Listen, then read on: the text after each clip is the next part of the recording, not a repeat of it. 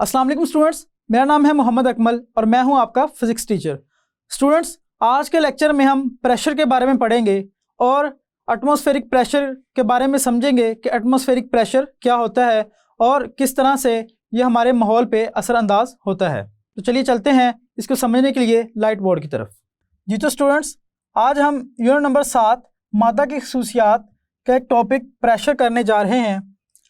सबसे पहले स्टूडेंट्स, इस टॉपिक को करने से पहले हम एक मिसाल लेते हैं कि फ़र्ज़ कीजिए हमारे पास एक नोकदार पेंसिल है जिसका एक सिरा नोकदार है और दूसरा नोकदार नहीं है। आप उसको अपने हाथ की हथेली पे रखिए और एक तरफ से फोर्स लगाइए। स्टूडेंट्स, आप देखेंगे जब आप फोर्स लगाएंगे तो इस हाथ को कुछ नहीं होगा, मगर जो नोकदार हिस्सा है वो आपके हाथ में चुभेगा और आपको दर्द महसूस होगा। स्टूडेंट्स, ऐसा क्यों हो रहा है कि पेंसिल की जो एक साइड है उससे कुछ नहीं हो रहा जबकि दूसरी जो नोकदार हिस्सा है उससे आपको तकलीफ़ हो रही है। स्टूडेंट्स, अगर हम देखें तो हमारे पास जो नोकदार हिस्सा है उसकी जो नोक है उसका एरिया बहुत कम है और जो दूसरा हिस्सा है उसका एरिया उसकी निस्बत बहुत ज़्यादा है। स्टूडेंट्स, जब हम फोर्स लगाएंगे तो कम एरिया पे फोर्स भी उतनी लग रही है जितनी ज़्यादा एरिया पे लग रही है। लिहाजा जो कम एरिया पे फोर्स है वो एक छोटे जगह पे लगेगी और हमें उस जगह पे ज़्यादा असर महसूस होगा।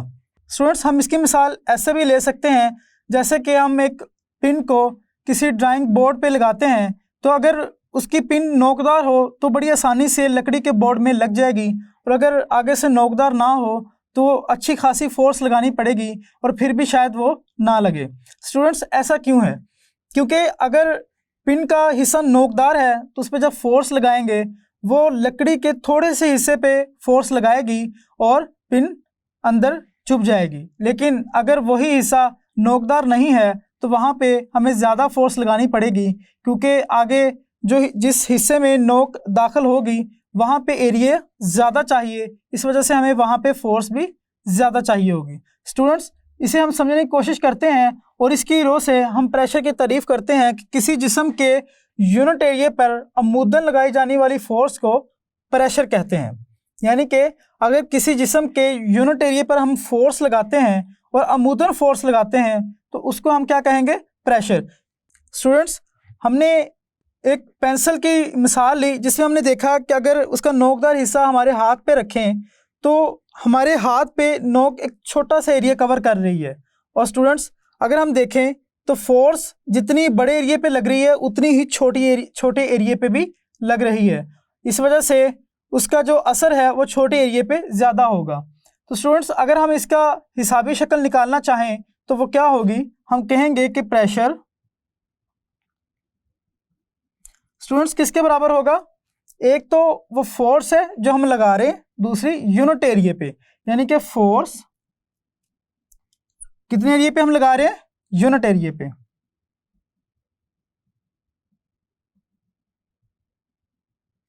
स्टूडेंट्स, ये हमारे पास एक हिसाबी शक्ल है प्रेशर की जिसमें हम कह सकते हैं कि फोर्स और यूनिट एरिया की निस्बत है।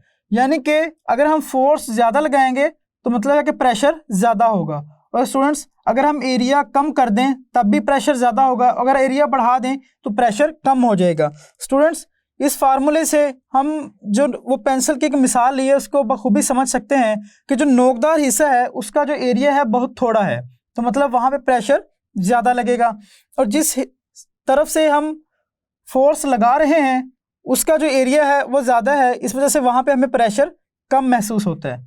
जी तो स्टूडेंट्स, अगर हम इसको मज़ीद लिखना चाहें तो प्रेशर को हम P से ज़ाहिर करते हैं और फोर्स को F से और यूनिट एरिया को हमने A से लिखा। स्टूडेंट्स, हमारे पास ये जो एक हिसाबी शक्ल बनी है P बराबर है F/A। स्टूडेंट्स, यहाँ पे फोर्स का जो यूनिट है वो न्यूटन है, हम पहले पढ़ चुके हैं, और एरिया का यूनिट क्या होता है? Metre square. तो प्रेशर का यूनिट अगर हम इस हिसाब से देखें तो क्या बन जाएगा? न्यूटन पर मीटर स्क्वायर, यानी कि न्यूटन पर मीटर मुरब्बा। स्टूडेंट्स, यहाँ पे हमारे पास जो प्रेशर का यूनिट जो इस्तेमाल होता है वो पास्कल भी इस्तेमाल होता है, तो हम कह सकते हैं कि 1 न्यूटन मीटर का स्क्वायर बराबर है 1 पास्कल के। स्टूडेंट्स, अगर हम पास्कल की तारीफ़ करना चाहें तो हम कैसे करेंगे?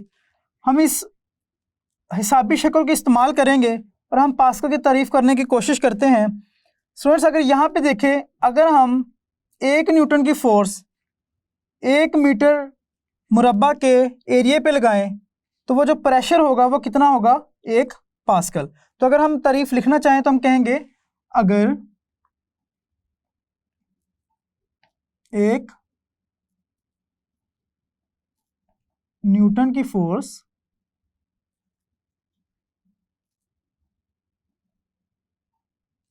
कितने एरिया पे लगा रहे हैं स्टूडेंट्स? 1 मीटर के मुरब्बा पे।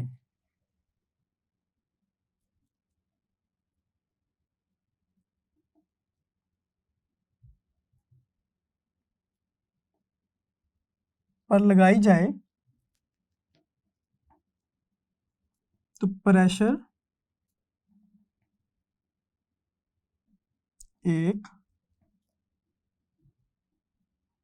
पास्कल होगा। स्टूडेंट्स, हमारे पास जो प्रेशर है ये एक स्केलर क्वांटिटी है। प्रेशर एक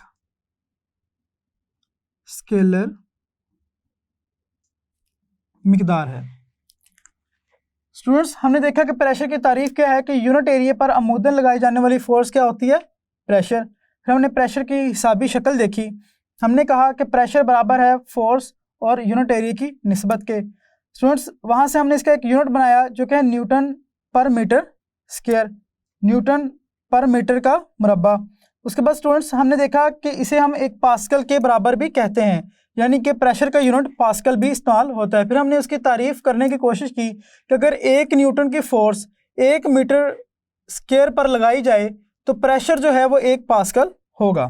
स्टूडेंट्स, प्रेशर जो है वो एक स्केलर मिकदार है। अब हम चलते हैं एटमॉस्फेरिक प्रेशर की तरफ।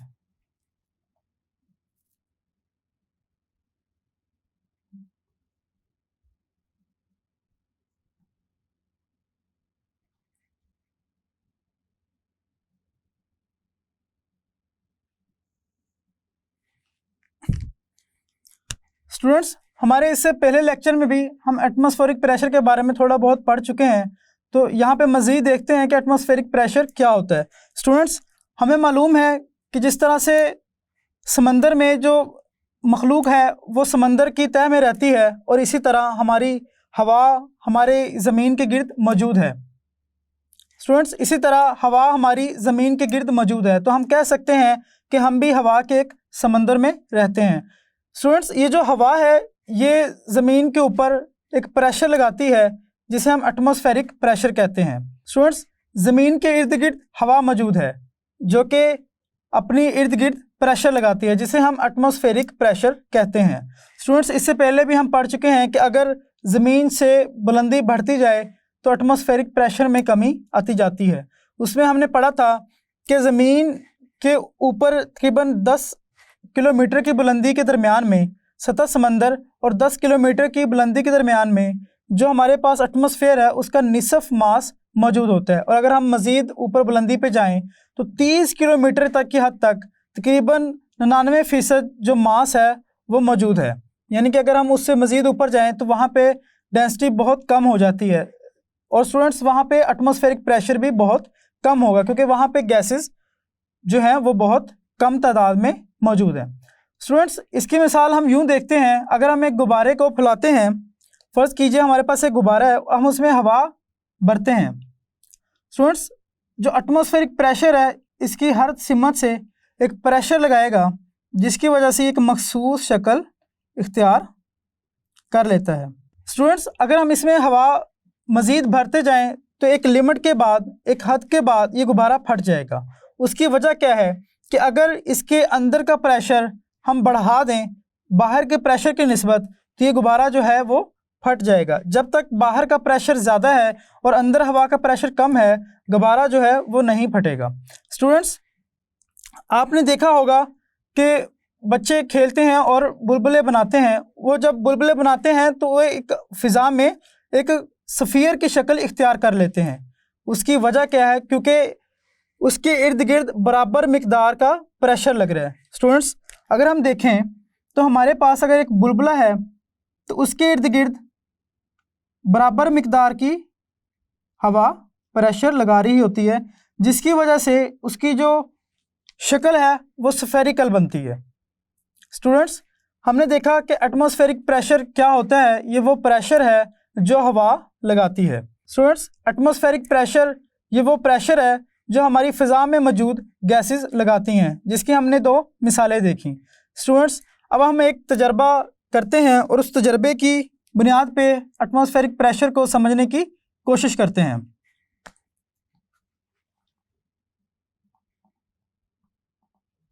जी तो स्टूडेंट्स, इस तजर्बे में हम देखेंगे, एक टीन का डब्बा लीजिए। अगर हम एक टीन का डब्बा लें, उसके अंदर कुछ मिकदार में पानी भर दें और उसके नीचे अगर हम स्टूडेंट्स आग लगा दें तो क्या होगा?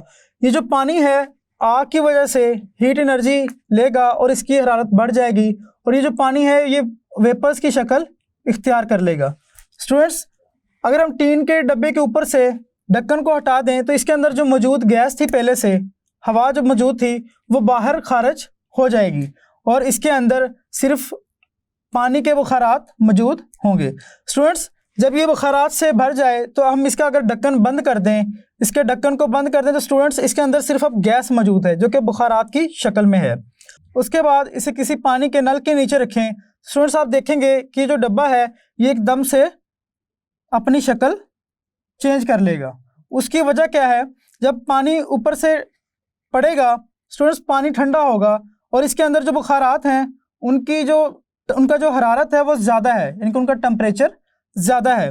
तो जैसे ही वो बुखारात पानी की शक्ल इख्तियार करेंगे और नीचे गिरेंगे तो स्टूडेंट्स अंदर जो गैस है वो ख़त्म हो जाएगी और बाहर का जो एटमॉस्फेरिक प्रेशर है वो इस पर ज़्यादा हो जाएगा और अंदर का जो प्रेशर है वो कम हो जाएगा। यानी कि जब अंदर प्रेशर कम होगा और बाहर एटमॉस्फेरिक प्रेशर ज़्यादा होगा तो ये डब्बा जो है ये चिपक जाएगा। तो हम कह सकते हैं कि एटमॉस्फेरिक प्रेशर जो है ये हर तरफ से हमारे ऊपर प्रेशर लगा रहा होता है। हमने एक गुब्बारे की मिसाल ली और एक बुलबुले की मिसाल ली, उसमें भी हमने देखा कि जो एटमॉस्फेरिक प्रेशर है वो हर वक्त मौजूद है। फिर स्टूडेंट्स, हमने एक तजर्बा किया जिसमें हमने देखा कि हमने एक टीन का डिब्बा लिया, उसमें कुछ पानी डाला और उसे आग पे रखा और उसे गर्म करना शुरू किया। स्टूडेंट्स, जब हम उसका ढक्कन उतार देंगे तो उसमें मौजूद गैस है वो ख़त्म हो जाएगी, क्योंकि पानी जब बुखारात बनेगा तो वो हवा की जगह ले लेगा। उसके बाद अगर हम ढक्कन को बंद कर दें और उसको किसी पानी के नल के नीचे रखें तो स्टूडेंट्स जो बुखारात होंगे वो पानी की शक्ल इख्तियार करके नीचे बैठ जाएंगे और वहाँ पे जो खाली जगह है वहाँ पे प्रेशर कम हो जाएगा। मगर जो साइड पे हमारा एटमॉस्फेरिक प्रेशर लग रहा है वो उतना ही है, जिसकी वजह से अंदर प्रेशर कम हो जाएगा और बाहर से प्रेशर ज़्यादा लग रहा है और वो जो डब्बा है उसकी शक्ल बदल जाएगी। जी तो स्टूडेंट्स, सबसे पहले हमने देखा कि प्रेशर क्या है, हमने उसको समझने की कोशिश की। हमने कई मिसालें ली जिसमें हमने कील की मिसाल भी ली और हमने देखा कि अगर हम किसी यूनिट एरिया पे कोई फोर्स लगाते हैं तो उसका मतलब है कि हम उस पर प्रेशर लगा रहे हैं। हमने उसकी एक हिसाबी शक्ल भी बनाई। हमने देखा कि प्रेशर का जो यूनिट है वो न्यूटन पर मीटर स्क्वायर है और उसे हम एक पास्कल भी कहते हैं। हमने पास्कल की तारीफ़ करने की कोशिश की। हमने कहा कि अगर एक न्यूटन की फोर्स 1 मीटर स्क्वायर पर लगाई जाए, यानी कि 1 मीटर स्क्वायर मुरब्बा पे 1 मीटर स्क्वायर एरिया पे, तो प्रेशर क्या होगा? 1 पास्कल। स्टूडेंट्स, हमने देखा कि प्रेशर जो है वो एक स्केलर मिकदार है। इसके बाद हमने एटमॉस्फेरिक प्रेशर को समझने की कोशिश की कि एटमॉस्फेयर में जो प्रेशर है ये हवा में मौजूद गैसेस की वजह से है और जैसे जैसे हम बुलंदी की तरफ बढ़ते जाएंगे वैसे वैसे ये प्रेशर कम होता जाएगा। स्टूडेंट्स, उसमें हमने कई मिसालें ली। हमने गुब्बारे की मिसाल ली, उसको समझने की कोशिश की। उसके बाद एक तजर्बे के ज़रिए से भी हमने एटमॉस्फेरिक प्रेशर को समझने की कोशिश की। जी तो स्टूडेंट्स, हमने इस सारी चीज़ों को देखा। अगर हम इसको मज़ीद समझना चाहें तो हम एक प्लास्टिक की बोतल लें जो कि हमारे घरों में अक्सर मौजूद होती है। अगर उसका ढक्कन उतार के हम उसमें से गैस को बाहर निकाल लें, चाहे वो उसको दबा के हो या वैसे किसी और तरीके से, तो स्टूडेंट्स वो जो बोतल है उसकी शक्ल बिगड़ जाएगी। यानी कि अगर हमारे पास बोतल इस शक्ल में है तो स्टूडेंट्स उसके अंदर जो गैस है उसकी वजह से, यानी कि हवा है, उसकी वजह से वो अपनी शक्ल बरकरार रखे हुए है। स्टूडेंट्स, अगर हम इसमें से मौजूद हवा को बाहर निकाल दें तो इसकी जो शक्ल है, जिस तरह से इस टीन की शक्ल ख़राब हो गई थी, इसी तरह से इसकी शक्ल भी बिगड़ जाएगी। और स्टूडेंट्स, इसके अलावा अगर हम एक और मिसाल देखें, मिसाल के तौर पर अगर आप एक नली लगा के कोई मशरूब पी रहे हैं किसी बोतल के अंदर, तो आप देखते हैं कि जब आप हवा खींचते हैं तो उस नली के अंदर प्रेशर कम हो जाता है और वो जो नीचे माए है या कोई मशरूब है वो उस नली के ज़रिए से ऊपर आ जाता है। उसमें क्या है स्टूडेंट्स, प्रेशर तब्दील होता है, उस प्रेशर की तब्दीली की वजह से वो जो माए है वो नीचे से ऊपर की तरफ हरकत करता है। वैसा ही इस बोतल में भी हुआ, इसमें जो मौजूद हवा है हमने जैसे उसको बाहर निकाला, ये इसकी शक्ल बिगड़ जाएगी और ये पिचक जाएगी। तो स्टूडेंट्स, इन सारे तजर्बात के ज़रिए से हमने एटमॉस्फेरिक प्रेशर को भी समझने की कोशिश की और हमने देखा कि प्रेशर भी क्या होता है और प्रेशर किस तरह से काम करता है। जी तो स्टूडेंट्स, आज के लेक्चर में हमने प्रेशर के बारे में पढ़ा, हमने प्रेशर की तारीफ़ की, उसकी एक हिसाबी शक्ल निकाली और स्टूडेंट्स उसके बाद हमने एटमॉस्फेरिक प्रेशर के बारे में पढ़ा। तो स्टूडेंट्स, अगले लेक्चर तक इंतज़ार कीजिए, तब तक के लिए अल्लाह हाफिज़।